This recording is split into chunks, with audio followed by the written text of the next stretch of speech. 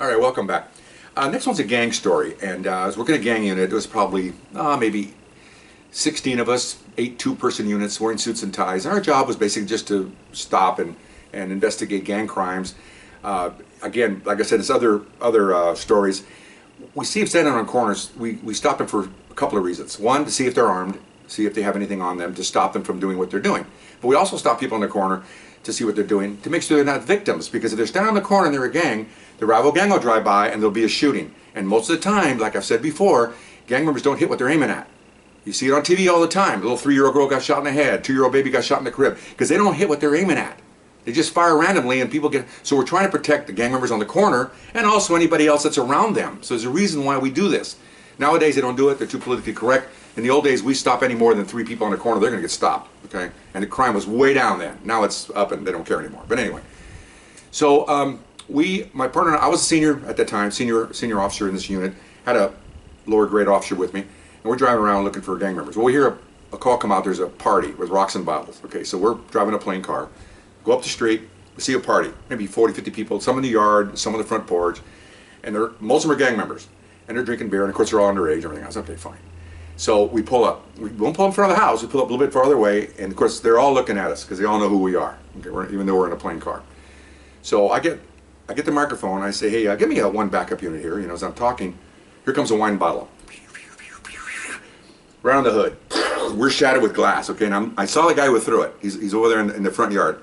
He's looking at me, give me that, look like, they're all laughing, I think it's pretty funny. So I'm looking at him, I'm eyeballing him, I'm putting out, give me some help here now. And help's top priority.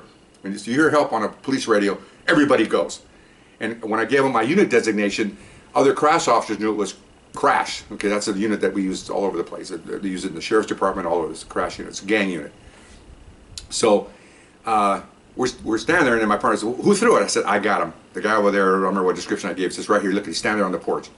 Okay, well, first time the first backup gets here, we're gonna chase him, we're gonna get him. We're gonna go in that crowd? Yes, we are. Get your stick out.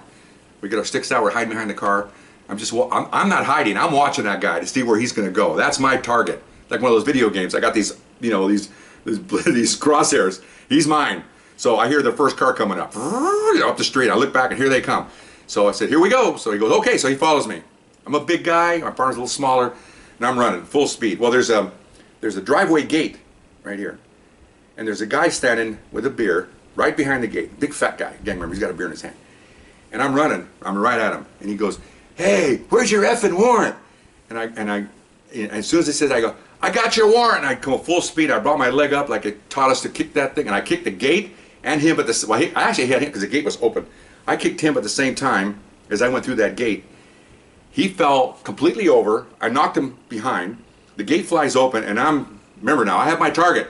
I'm going right for the guy. And he sees me, and goes into the house. Well, that's not going to stop me. And I got my partner behind me, and I hear more units coming. More brakes slamming on brakes and doors open, so the cavalry's behind me. So I'm running in.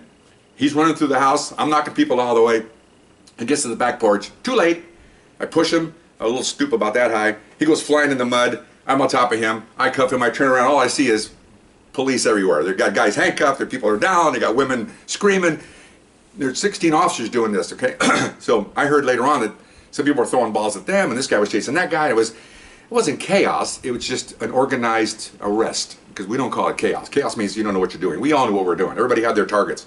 So when all the dust settles, we had like 12 people in custody throwing balls, and you can't throw balls or anything at a moving vehicle. That's a felony in this state, whether it be a cop car or a civilian car. It's a felony. You can't throw a rock at a moving vehicle. So they were throwing rocks at guys were pulling up. So you got felonies going on here.